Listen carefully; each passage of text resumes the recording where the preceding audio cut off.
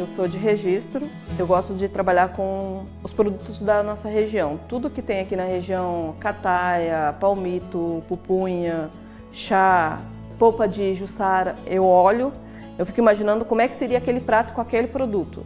Eu usei a pupunha para fazer doces como o pudim, panetone, uma cocada. Para quem não pode, às vezes, até comer o coco, então eu resolvi fazer isso em casa.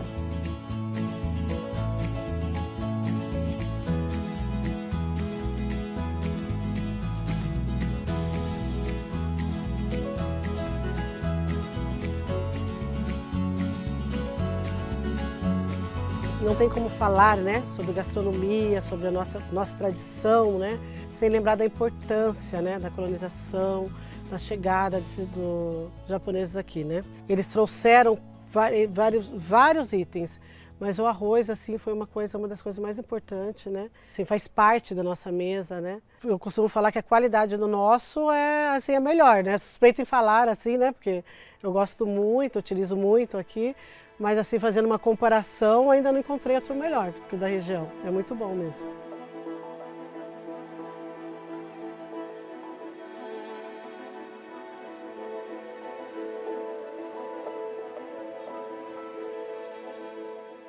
Meu nome é Rubens Shimizu, nascido aqui no bairro de Raposa. Meu avô veio do Japão em 1925, direto aqui para o bairro Raposa. E hoje nós fazemos parte de mais de 200 pessoas na família Shimizu. No tempo da colonização japonesa do Brasil, teve um senhor chamado Ikutaro Aoyagi. Ele, em 1910 ou 1909, por aí, ele já veio fazer uma prospecção aqui.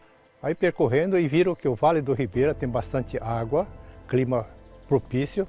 Então é aqui que nós queremos fazer a colônia japonesa.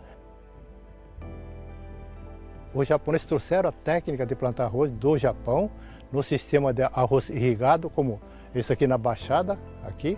O povo que morava aqui, a gente é conhecido como caiçaras, eles tinham também um sistema de plantio de arroz através de chucho. O que é chucho? É fazer um furo no solo e soltar semente de arroz ali. E colher arroz quase que igual, não em produtividade, mas arroz bom tanto quanto plantio com a técnica japonesa. Aí o japonês também virou, né, um pouquinho brasileiro, falou, não, vamos fazer nós também assim. Então parou de plantar esse sistema de tabuleiro, como feito no Japão. Então eu falei, não, vamos produzir assim. E assim produziu muito arroz.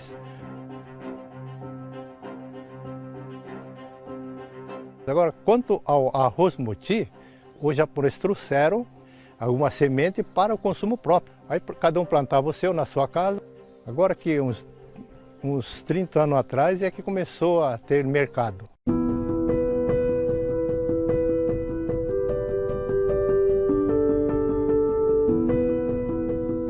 É um arroz até difícil de plantio, né? Porque ele cresce demais. Então pode acontecer se der uma ventania, na hora que tiver para colher, ele cai todo no chão, daí você perde a produção, né?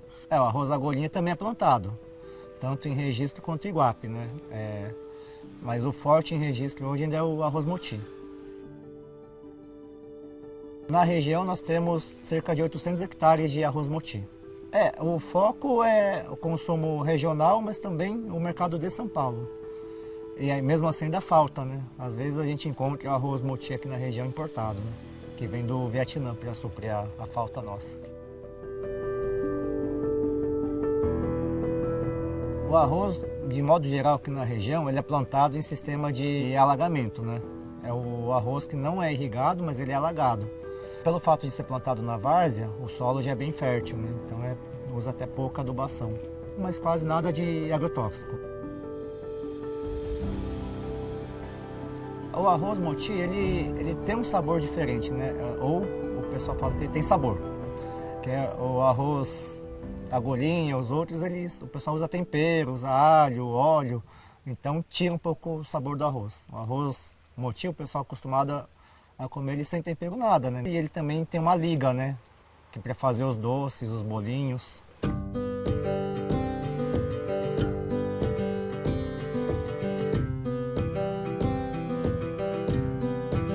Hoje eu vou fazer um cuscuz de arroz. Diferente do cuscuz de milho, a gente usa o arroz para estar produzindo o nosso cuscuz. Daí eu comecei a pensar como é que eu poderia estar incrementando um prato que já é antigo da região, mas eu queria dar um toquinho. Eu resolvi colocar o palmito no meio.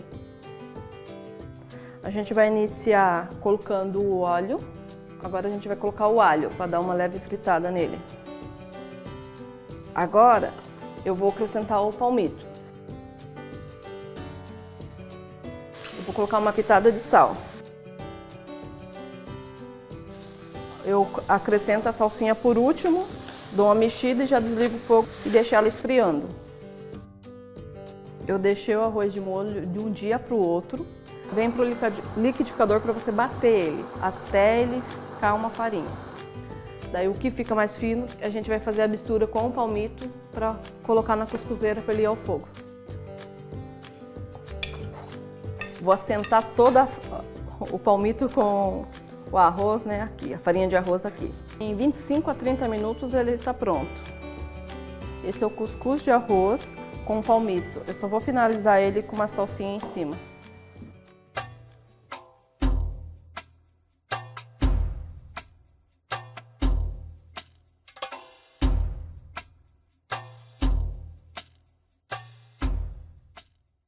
A origem de registro data da época do ouro.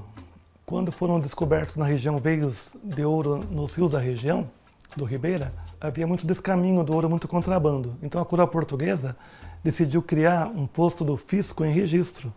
Era o posto do registro, né? Daí ficou esse nome. Mas era um povoado muito tímido, né?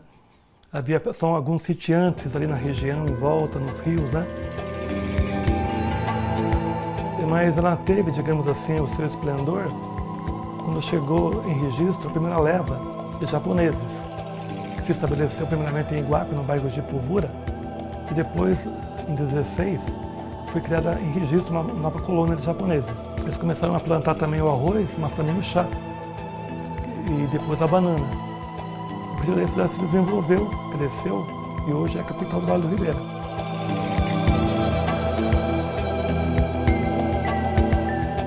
Então a cultura japonesa teve muita influência em registro e região, e ainda tem, né? Na cultura, na música, na linguagem, na culinária também típica, né?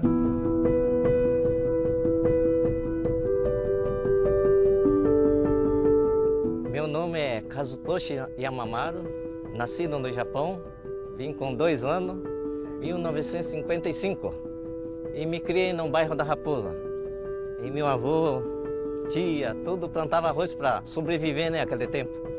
E estou até hoje cuidando do sítio e trabalhando o que pode fazer, né? Chá, verdura orgânica, plantas ornamentais, abelha. A gente prefere plantar um moti, porque é muito valorizado, né? 3 meses, 4 meses, né, para colher. Tem misturar no arroz comum, arroz vermelho.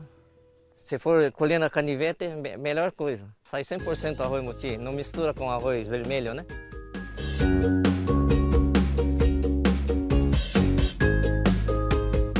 Esse é o arroz moti. Aqui a gente já deixou de molho, então ele fica com essa consistência. Então eu vou fazer um arroz doce. Então só vai ter arroz moti, açúcar e leite e a cataia, que é aqui da região também. Dá para usar em vários pratos, tanto doce como salgado. Eu gosto muito de usar ela, né, em arroz doce, em canjica, que é coisa também aqui da região que eles gostam muito, com peixe, com feijão. Eu também gosto de esquentar um leitinho à noite, colocar um pouquinho de cataia. Ela lembra muito o cravo. Vou colocar ele primeiro na panela. Eu vou cobrir ele com água para deixar cozinhar. Depois de 20 minutos, ela ficou assim. Para finalizar, eu vou colocar o leite e vou continuar mexendo para ele dar aquela cremosidade, a cremosidade que ele fica. Agora eu vou servir ele com cataia.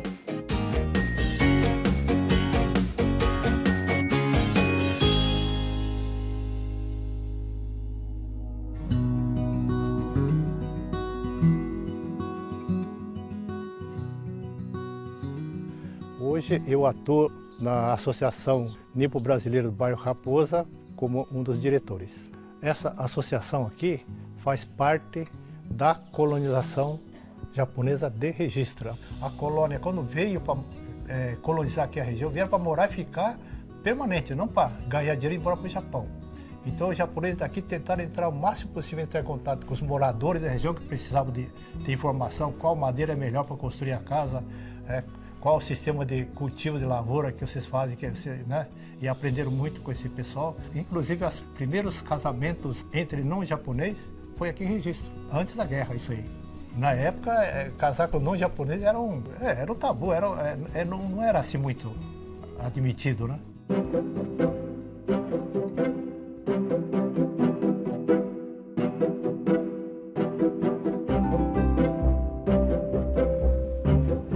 Eu sou Miriam Mikiko Yamamaru Oka. Nasci, cresci aqui mesmo, do lado da associação, no bairro da Raposa. E aqui, acho que meu pai, ele gostou muito daqui por causa da comunidade, né? São bem acolhedores. Tá bem macio. A tradição no Japão é só camoti uma vez por ano. Comer aquela sopa de moti, zone, que se fala, sabe? Com legumes, com produtos derivados de peixe, né? É um prato que se come no dia 1º de janeiro, para dar sorte, saúde, união, paz, né? Cada um traz um prato, pernil, salada, bife, e faz um banquete e se come o dia todo no dia 1º.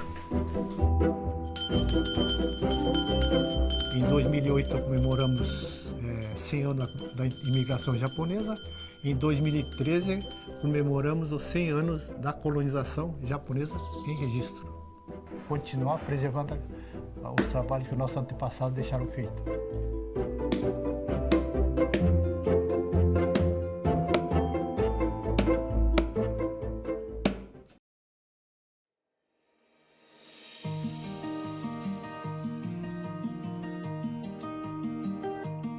Olá, me chamo Aline Rocha, sou cozinheira da Mata Atlântica, onde o conceito dessa cozinha é trazer a comida caipira para a mesa, onde a protagonista é a banana de cabo a rabo.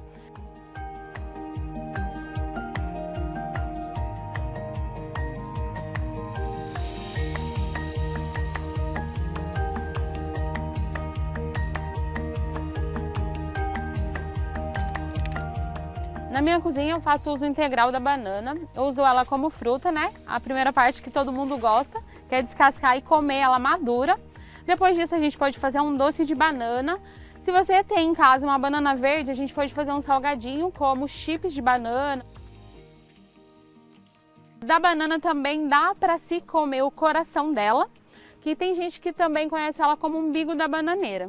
Para quem não sabe, uma punk. O que é uma punk? É uma planta alimentícia não convencional, que muitas vezes a gente tem ali no quintal e nem sabe que pode comer. Agora vocês podem saber que ela pode ser uma mistura do nosso prato do dia a dia.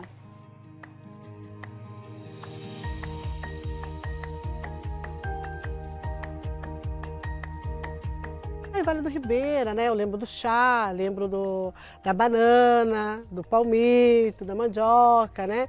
Mas a banana ainda é assim um produto assim que simboliza muito o Vale, né? Porque nós temos muita banana, nós temos muito hoje produtores se destacando por estar com esse cuidado de estar cuidando dessa banana orgânica, né? É muito tradicional, né, na família, assim, a avó, a bisavó, aí você sabe a história dos indígenas, dos escravos, de onde veio, muitas histórias com a banana, muitos pratos, muita história mesmo, assim. Eldorado começou a sua origem com o ciclo do ouro. Tem registro que já em 1655 havia mineiros em Ipaporanduva, Iporanga e Apiaí. Então, quer dizer, a origem de Eldorado, que na época se chamava Xiririca, surgiu justamente em Ipaporanduva. Eram negros escravizados, né, que exploravam o rio na região, mas dentro dos rios. E a partir daí, outros escravizados e depois ex-escravizados também, foram criando os quilombos da região, né? Temos lá Ivaporanduva, André Lopes, né? Munguara, Eldorado e vários outros lugares da região.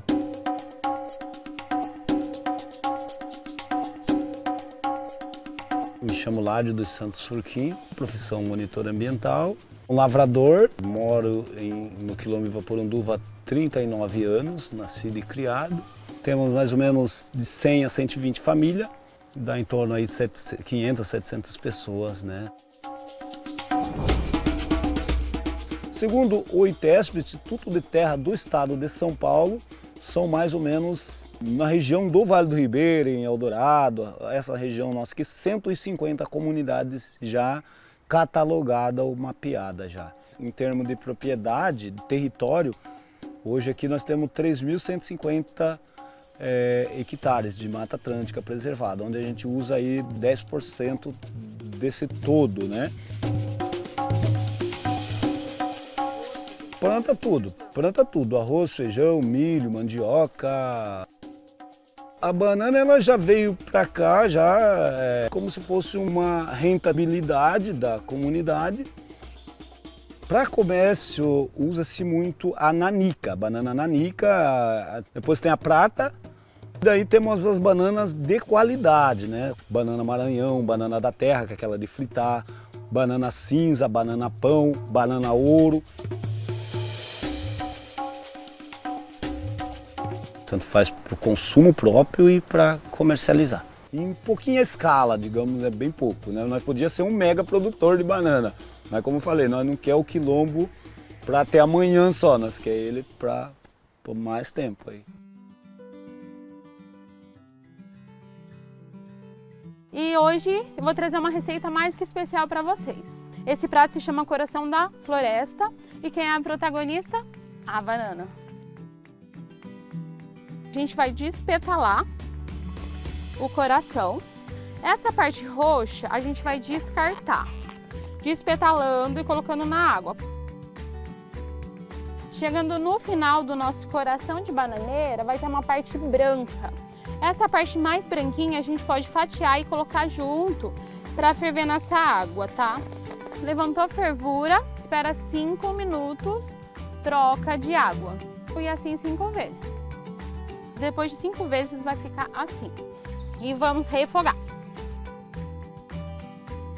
Então a gente está temperando essa belezura na cebola caramelizada, alho.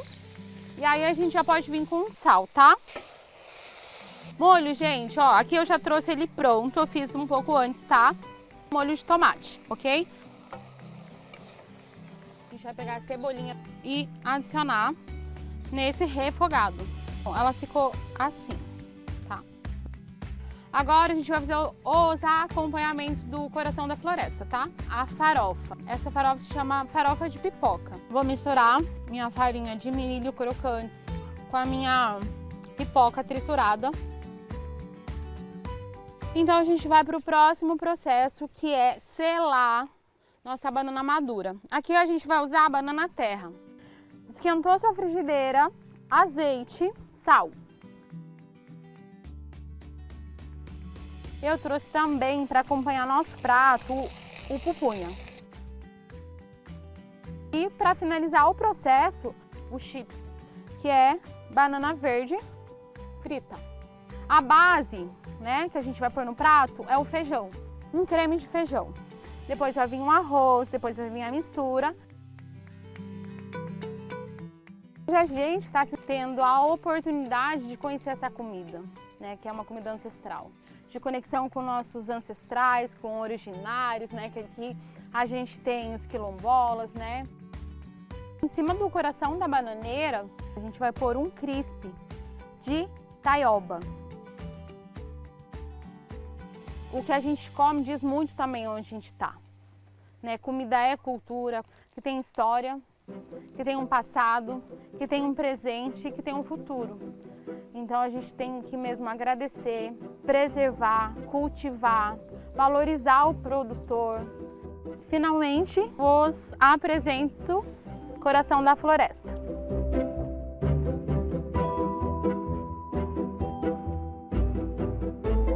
A bananeira é a planta que a gente consegue usar praticamente ela toda, né? Com o coração dela, que é o umbigo da bananeira, a gente pode servir como alimento também. Tem o palmito do caule da bananeira, né, do pseudocaule. E com as fibras da bananeira a gente consegue fazer artesanato. A casca da banana também é utilizada no consumo humano e animal também. Você aproveita tudo dela, né? Uma planta muito versátil, né, para a segurança alimentar, né? O maior comércio nosso aqui rural é a banana, né? Depois vem o búfalo e o plantio de palmito pupunha. Ela já veio trazida pelos portugueses, né? E se adaptou muito bem aqui na região. Devido ao clima que nós temos aqui, que é o calor praticamente o ano todo, né? Movimenta na região R$1 bilhão por ano, né? No estado de São Paulo, nós somos o maior produtor, né? E segundo maior do Brasil. E ela está espalhada em quase todas as cidades aqui do Médio e Baixo Vale do Ribeira. O que aconteceu é que com o advento das políticas públicas visando a compra de produtos da agricultura familiar, aumentou a oferta de banana dos quilombos. Hoje, as comunidades quilombolas vendem a banana daqui para as escolas municipais da Prefeitura de São Paulo e do ABC, além da merenda estadual também, né? Pensando nas comunidades de Eldorado, a maioria dos produtores de banana quilombola são produtores de banana orgânica. Apesar de ter um território relativamente grande, mais de 80%, 90% dessas áreas são de matas fechadas ainda, floresta nativa. A área de cultivo é muito pequena. É um lote pequeno de banana em volta cheio de floresta.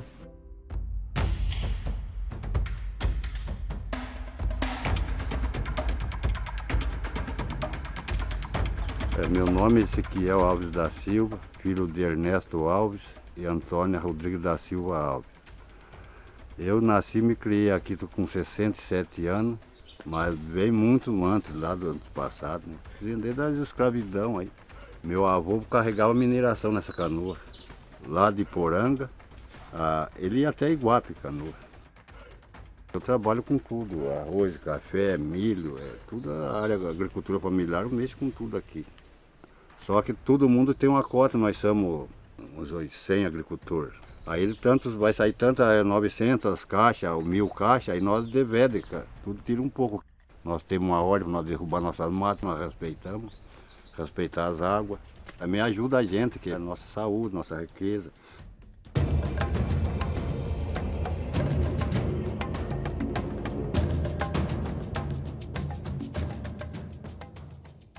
Meu nome é Zeni Florinda dos Santos, né?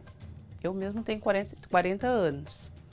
A minha família já vem de uma geração lá do tempo dos escravos, né? Já estamos indo aí para quase 400 anos de existência, né? Isso aqui eu aprendi desde quando eu era pequenininha com a minha mãe. Todo o povo quilombola gosta de uma farofa de banana. Na verdade, como nós moramos no meio da banana, né? Que é feita com a farinha de milho. Isso aqui o pessoal levanta bem cedo, come, vai para a roça, só volta na hora do almoço e ainda está sustentado ainda por ela. Aí aqui eu já piquei, aí minha panela já está aquecida ali. Aí eu vou jogar ali para ela dar uma pré-fritada.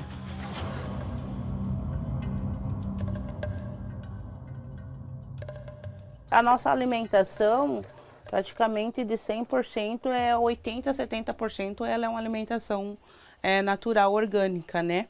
E praticamente a gente planta quase tudo. Arroz, feijão, as hortaliças. Aí eu ponho uma pitadinha de sal, só para tirar um pouco cortar um pouquinho da acidez da banana, né, do doce. Aqui eu coloquei umas 8 bananas. E aí farinha eu vou colocar o quê? Umas 3 canecadas. Ele vira tipo um pirão, sabe? Eu lembro que a gente lá atrás, na minha infância, eu passei meio que um pouquinho de necessidade, sabe? A gente só comia praticamente banana. Eu lembro que a gente comia banana cozido com caldo de feijão, banana socado, banana de todo jeito. A banana, para nós, ela servia, entendeu? Para matar a fome mesmo. E aí a gente continua, né, até hoje preservando, porque além de ser um alimento gostoso e saudável, né, então a gente continua aí até hoje mantendo essa tradição aí. Aqui é o ponto final, já está pronto para comer se quiser. Aí você pode cortar ela em pedacinhos ou pode comer a farofa mesmo, mas eu prefiro assim, tá bom? De qualquer forma é uma farofa. Em relação aos negros, eles deixaram para nós a sua cultura culinária, também a sua linguagem. Muitas palavras que nós usamos hoje têm origem africana. Suas danças, alguns bairros ainda preservam essas tradições. Eldorado, Cananéia, Iguape, basicamente é arraiada, né? Até algumas décadas eles dançavam a congada. Mas a região, como ficou muito tempo isolada, ainda preserva muito dessa cultura típica, né? Tanto africana como indígena, como por exemplo a Poranduva. Lá tem a festa de São Gonçalo, a festa da Senhora do Rosário. Eles conseguiram legalizar lá o quilombo, foi uma vitória, né? Até então era uma área assim disputada.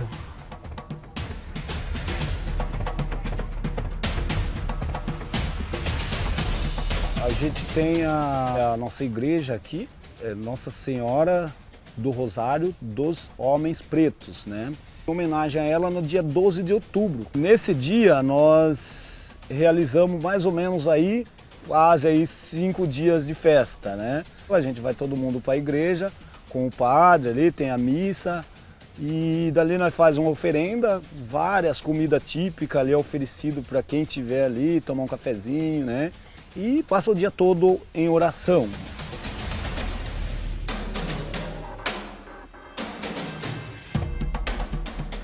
Nós temos aqui a dança da mão esquerda, a monada que fala, algumas outras. Isso hoje para nós trata de um resgate, né? Nós estamos tentando resgatar e passar para os nossos mais jovens da comunidade. Então, capoeira, essas danças, né? É bem interessante, né?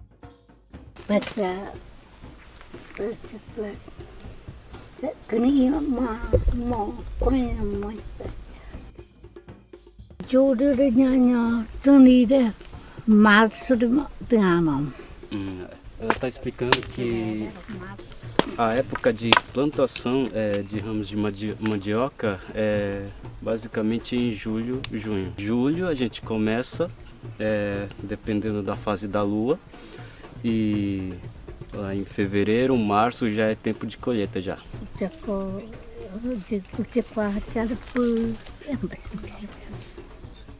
Assim como ela aprendeu com os pais, com os avós, e ela continua fazendo isso aqui mesmo, a plantação, e está ensinando também os mais jovens também.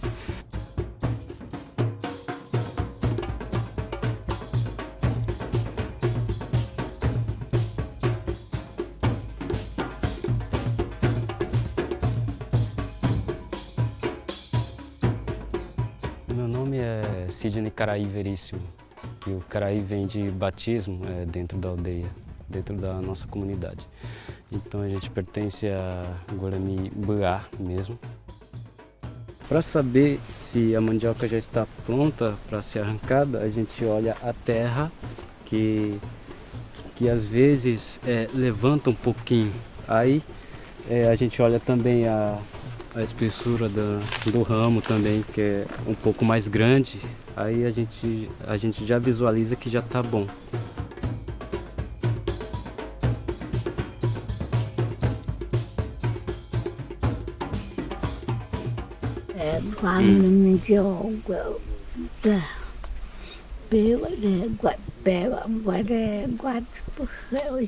Podem existir mais ou menos 3 tipos de mandioca, dependendo da coloração da raiz da própria mandioca, que é basicamente branca ou pode ser amarelo. Aí tem uma outra que tem uma folha mais avermelhada. Aí a gente planta um pouco de cada.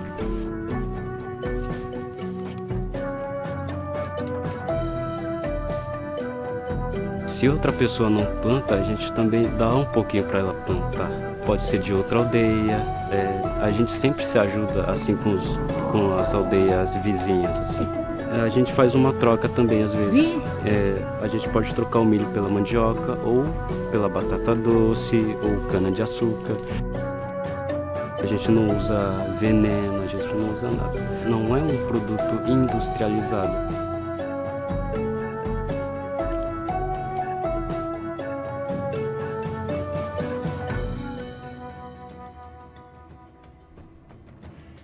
Nós costumamos falar, quando vamos mencionar a nossa gastronomia, que ela é muito rica, né? Nós temos vários produtos assim, que enriquecem nossa mesa. E a mandioca é uma delas, né? A mandioca na nossa região é usada há séculos, né? Uma raiz que nos foi apresentada pelos indígenas, né? Eles utilizam da maneira deles, que eles sempre cozida, assada, frita, amassada, que eles costumam muito cozinhar, amassar com açúcar, que fica gostoso, também muito rápido de consumir. Nós trouxemos a mandioca para nossos pratos também, né? A mandioca em si, apresentada assim como acompanhamento de vários pratos, ou num caldo. Não podemos deixar de falar sobre a farinha, né? A farinha, aquela fresquinha que eles fazem com a mandioca raladinha, a coruja, que é um prato típico da região, né? Que é com a mandioca ralada, pão de mandioca, um carboidrato muito rico, substitui o arroz, como o arroz, o macarrão, então ela é muito utilizada aqui, né?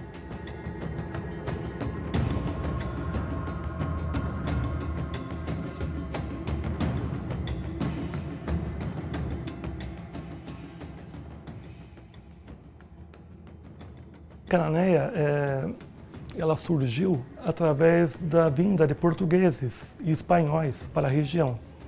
Foram interagindo com os índios que existiam aqui, os tupiniquins, né? Depois chegaram os africanos escravizados e a partir daí teve essa miscigenação. Cananéia chegou a ter também uma sede de imigrantes americanos, irlandeses, século XIX. Uma cidade bem antiga, histórica, está ligada também ao bacharel de Cananéia, tanto é que ele se chama bacharel de Cananéia, porque ele foi encontrado em Cananéia primeiramente, por Martim Afonso, né? É um personagem misterioso, ninguém sabe muitos dados pessoais dele. Tem as tradições que foram criadas, por exemplo, que ele se casou com uma indígena, que segundo a tradição se chamava Caniné, filha de um chefe, de um cacique, né? Teve vários filhos.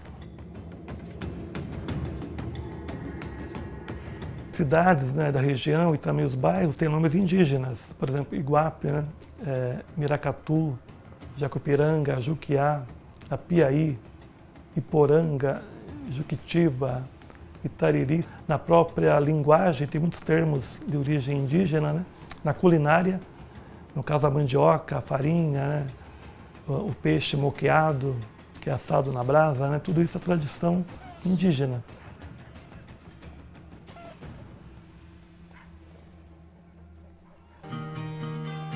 Hoje eu vou elaborar para vocês um escondidinho de mandioca. Fora a mandioca, eu vou utilizar também hoje o palmito pupunha, que é muito consumido na região, e também temos o queijo mussarela de búfala. Eu vou iniciar descascando a mandioca para cozinhar, tá? 1 kg de mandioca. Enquanto a mandioca cozinha, nós vamos fazer o preparo agora do recheio, que é o palmito pupunha. Eu vou acrescentar um azeite. Coloco 4 dentes de alho e uma cebola inteira. O alho e a cebola já estando frito, eu vou acrescentar um tomate. Agora o palmito pupunha. Já está bem douradinho, então eu posso acrescentar o meu palmito. Como minha água já começou a ferver da mandioca, eu vou acrescentar nessa água umas folhinhas de louro, tá? Agora esse aqui é o tomilho. São todos temperos que são fáceis de se ter no quintal de casa, né? Já passou 30 minutos de cozimento, então ela já está ótima para ser amassada, tá? Bem molinha. Olha como ela fica bonita, cremosa. Agora nós vamos iniciar nosso purê de mandioca. Primeira coisa, nós vamos acrescentar a manteiga.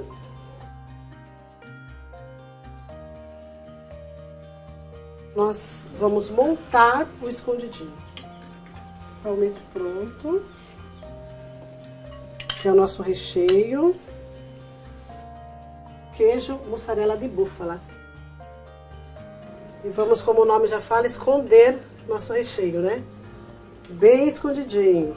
Agora nós vamos acrescentar um queijinho ralado, mussarela.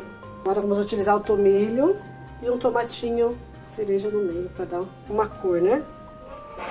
Aí nós vamos levar no forno 10 a 15 minutos. E o nosso escondidinho está pronto.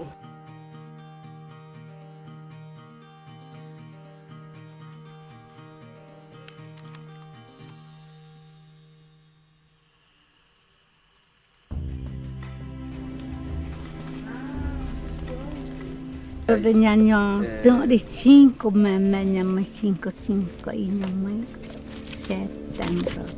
Esse é milho meio avermelhado, meio verde assim. E é da nossa cultura mesmo, que a gente chama de awatimbua. Ela está explicando que com isso é muito bom a gente fazer farinha de milho, pode ser cozido. A gente faz uma farofa assim misturada também, junto com amendoim. Com milho a gente pode fazer várias coisas. A gente pode misturar junto com a mandioca também. A gente pode fazer pamonha também, que a gente chama de butá. Uma outra também que a gente chama de bojapé, que é basicamente o pão feito de milho.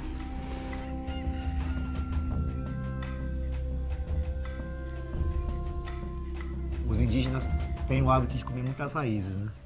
A mandioca ela é nativa do Brasil, né? Então o cultivo dela é simples em relação com as outras culturas, né? E, geralmente todo mundo consegue levar a rama, que é o toquinho da madeirinha dela, enterrar no chão e cuidar. 9 meses, 1 ano já está colhendo a mandioca, né? Na região dificilmente se usa agrotóxico na lavoura de mandioca, né? Mesmo em lavoura comercial. Então é muito fácil de lidar, assim, lógico, se tiver uma adubação mais adequada, ela vai produzir bem mais. Temos áreas aqui que produzem, cada pé dá 20 kg de raiz, né? Se não cuidar, vai dar 4, 5 kg.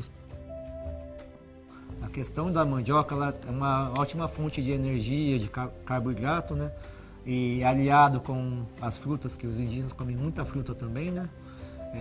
Eles têm um cardápio bem adequado, né? Não só com a mandioca, mas com batata doce também, o inhame, o cará, que eles consomem bastante.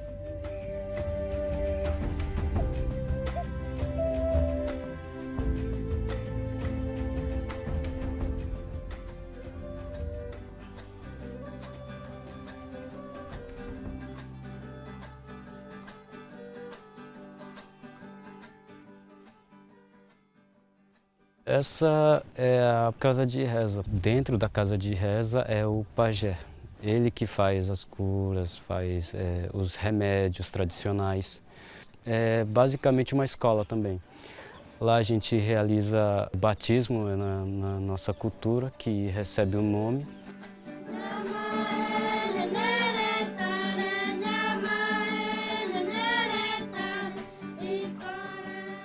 Sou professor e dou aula de ciências humanas e saberes tradicionais e língua indígena. É bem difícil achar um professor que se dedica assim a dar aula às crianças. Aí então eu voltei para cá porque eu queria ensinar como falar português e até mesmo os nossos próprios saberes também. as crianças menores têm mais interesse do que os mais jovens, porque os mais jovens ficam mais lá no celular e tal. Aí eu falo para eles um pouco de música, um pouco de tecnologia, até a gente faz pescaria junto com eles e a gente vai nessa convivência mesmo.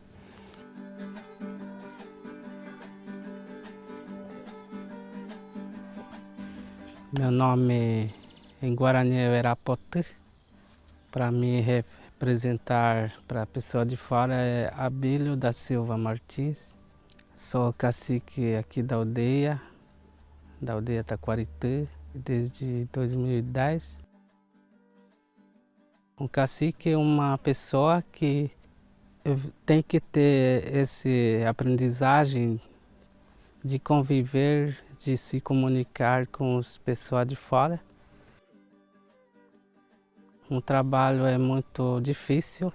A gente busca a melhorar de situação, de questão de demarcação da luta. Se não tiver demarcação do território, a gente não tem uma forma de produzir alimento próprio, né? Os cantos guarani, por meio da reza dos nossos pajés e dos mais velhos, a gente canta e tem aquele sentimento ao respeito ao Criador e da natureza, né?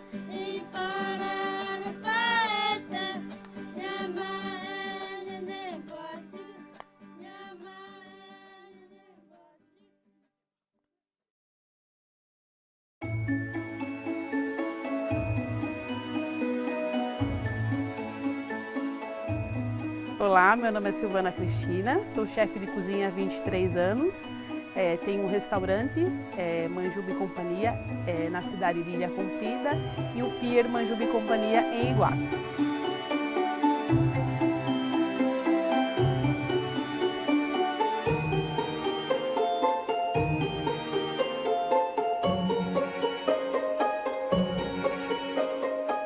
Minha ligação com a culinária começou com meus avós, né, sendo pescadores, e aí meu pai veio da grande capital, isso bem jovem, e casou com a minha mãe, que é uma caiçara, né, e aí eles vieram para Iguape tendo como uma opção, né, de vida, pescaria. E aí, como minha mãe, uma grande empreendedora, visionária, né, com uma grande demanda de manjuba, né, a gente resolveu agregar valor, né, na manjuba e construímos, né, uma base familiar envolvida na gastronomia, fazendo da manjuba pratos como uma iguaria, como o casadinho de manjuba, o bolinho, a moqueca de manjuba, o espetinho, entre outros.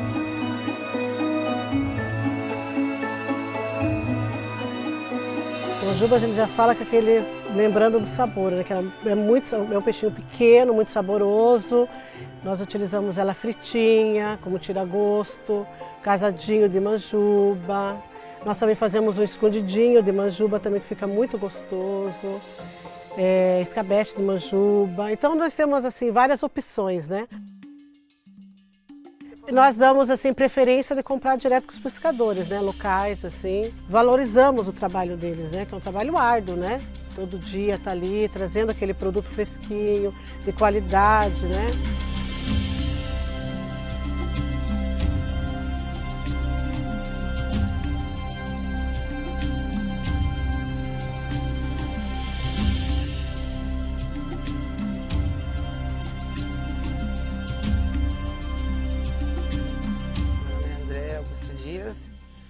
pesco desde os 20 anos de idade, mais ou menos.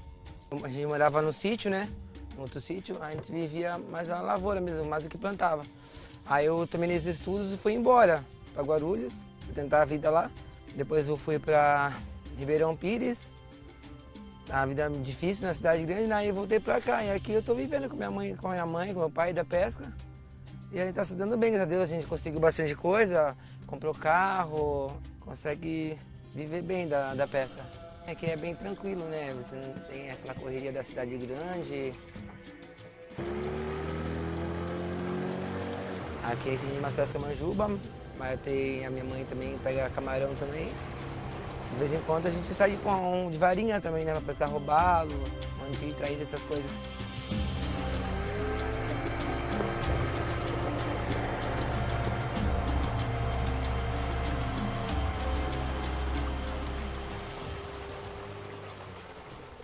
Meu nome é Neuza Correia Dias, estou com 69 anos, sou nascida e criada aqui. Eu perdi meu pai muito novo, eu e meus irmãos, um dos meus irmãos, né, assumimos uma casa. Minha mãe era doentia, né, pra gente acabar de criar. Cortei muito palmito na minha vida, eu cortei lenha para vender naquele tempo que tinha fogão de lenha. Cortei cacheta no tempo que tinha serrarias, né, que fazia tamanco, fazia tábua, aquelas coisas. Pescar artesanal, pesco desde de criança, né? De 5 anos, 7 anos, a gente já pescava para se alimentar mesmo, né? E até hoje eu estou pescando, agora meu filho também veio embora, né? E a gente pesca junto, tem vezes que ele vai sozinho. Eu acho bom, é uma coisa que a gente dá bastante paz pra gente, né? Quando a gente está no rio. Levanta, levanta, galera, e vem curtir a vida. Eu gosto muito de cantar, né? Fazia marchinha de carnaval pro pessoal na cidade, né? Compunha as músicas para eles. E gosto muito de cantar louvor, né? De igreja. Primo chegou, a alegria é geral, iguapenses e turista vem brincar no carnaval. Levanta, levanta. Quando a gente está no rio, igual que você não esquece os problemas, não tem problema nenhum. Você vai ver o problema só a hora que você chega em casa, né? Sempre tem. Desfila na avenida, primo chegou, vem curtir o batidão, só o broco do só primo contagia a multidão.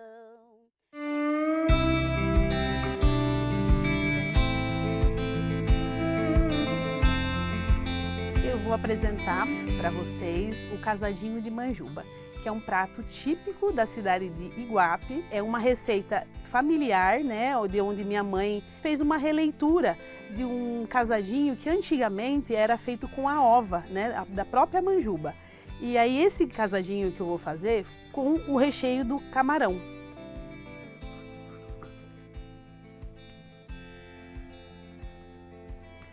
Eu filetei.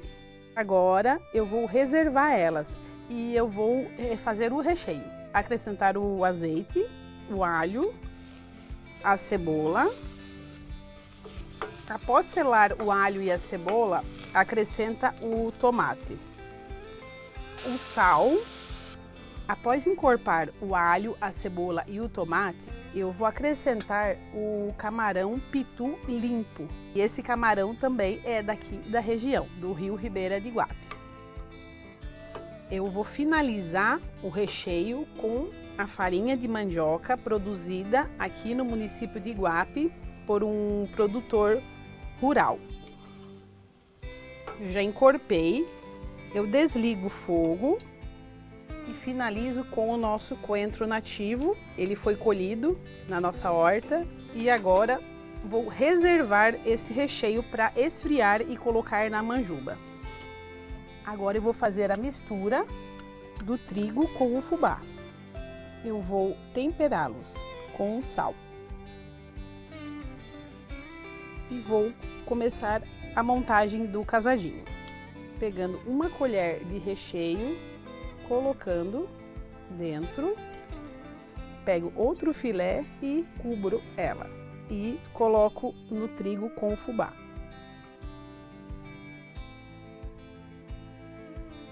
Após finalizar a montagem do casadinho, deixo descansar 5 minutos E após esses 5 minutos, eu passo novamente no trigo com fubá. Após o processo de 2 empanamentos, coloco para congelar. Por quê? Se fritar desse jeito, dessa forma, ele não vai dar tempo de unificar os 2 filés com o recheio. Eu acabei de retirar esse casadinho do freezer, ele está todo agrupado, né, sem risco nenhum de sair o recheio. Agora vai para a cocção. Quando o casadinho estiver douradinho e flutuar no óleo, é quando você tem uma certeza que o casadinho vai estar frito por dentro. Para fechar com chave de ouro, vamos cortar um limão cravo. Ele é um limão que tem um sabor mais acentuado e tem uma combinação perfeita com peixe. Está pronto o casadinho de manjuba.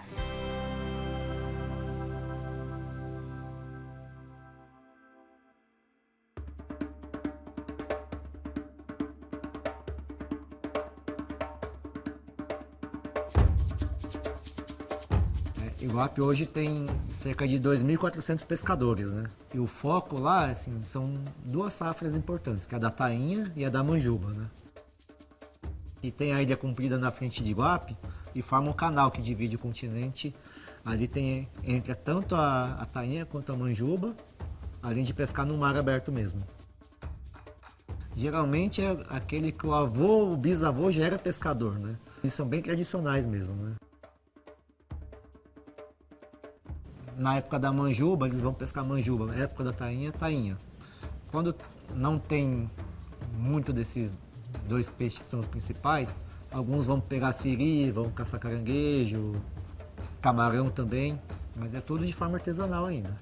A maioria vende para as peixarias da região e também para os atravessadores que levam para os mercados, que são São Paulo e Santa Catarina.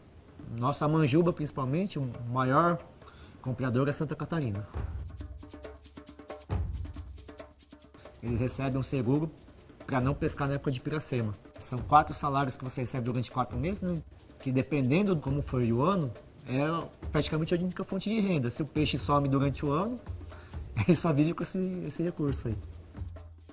Está tendo início de conversa de fazer um PSA, né? Que é um programa de pagamentos por serviços ambientais, para o pescador recolher o lixo que tem no mar também, que tem no canal, e ser pago por isso, né?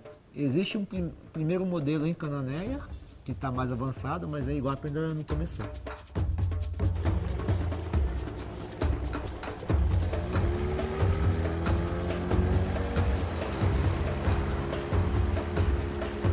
O caiçara, ele se origina do cruzamento, digamos assim, né? Do branco, o índio e o negro. Ele é um pouco diferente do caipira do interior do Vale do Ribeira, é uma outra cultura, né? Mas a linguagem é quase a mesma. Tem as suas lendas, suas tradições, suas danças, né? A sua dança preferida é o fandango, feita no sítio, né? Com a festa de São Gonçalo, que é muito famosa, né?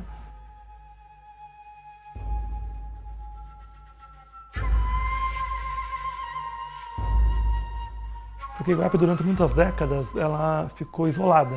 Não tinha muita comunicação com o resto do mundo, né? Não tinha estradas. Só no século XX que começaram a surgir as estradas.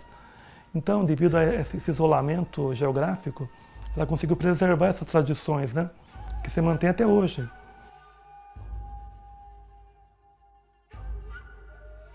Você percebe também as palavras, que você só encontra aqui na região. Por exemplo, a palavra mainga, que significa aqui em Iguape que dó, que pena. Quando o céu muda de repente e vem uma tempestade iminente, o caiçara chama de tribuzana, que é uma palavra de origem portuguesa arcaica, né?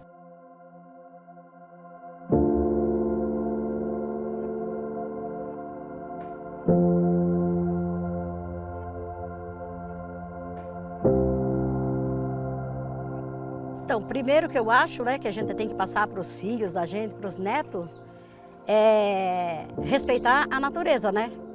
Conviver com os vizinhos, né? De boa, assim, fazer uma boa amizade com com tudo. Se vem uma pessoa na sua casa, você fazer um agrado, receber com respeito, né?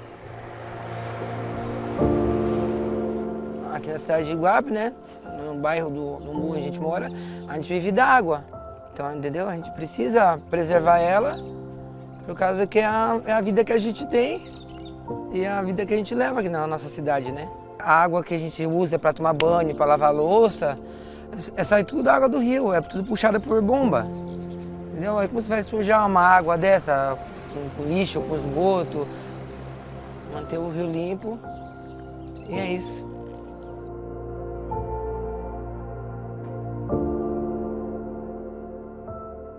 A água que desce da serra, vocês não vão acreditar. Quando ela chega no Rio Una, quer se bronzear. Quando ela chega no Rio Ribeira, dão-se os braços e vão para o mar. A água que desce da serra, vocês não vão acreditar. Quando ela chega no Rio Una, quer se bronzear. Quando ela chega no Rio Ribeira, dão-se os braços e vão para o mar.